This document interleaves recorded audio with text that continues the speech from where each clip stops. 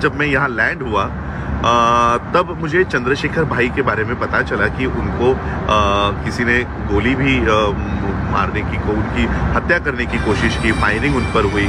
और मेरे ख्याल से 21 जुलाई को भी मुझे बहुत आमंत्रण है, चंद्रशेखर भाई का भी सुबह मुझे मैसेज था, लेकिन मैं शायद जंतर मंतर पे ना पहुंच पाऊँ, तब मैं ट्रैवलिंग में शायद रहूँगा तो मैं वहाँ नहीं पहुंच पाऊँगा। तो मैं सभी बहुजनों से और बाबा साहब के मूवमेंट को चलाने वाले, गुरु रविदास जी के मूवमेंट को चलाने वाले सभी से अपील करना चाहूँगा कि 21 तारीख को जंतर मंतर पे ज़्यादा से ज़्यादा संख्या में पहुँचो और अपनी यूनिटी दिखाओ।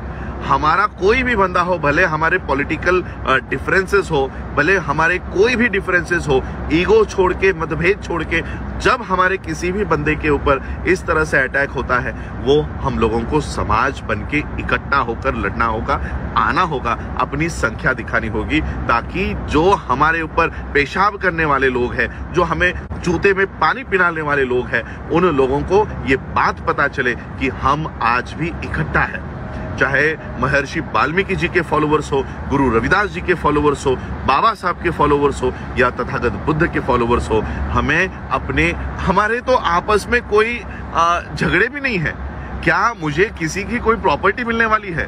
क्या हमारे खेत एक में दूसरे के लेने के लिए हम लोग झगड़ रहे हैं? हमारे तो कोई झगड़े भी नहीं है। और इसलिए जो झगड़े नहीं है उसे भी बाजू में रख के हम लोगों को इकट्ठा होना है।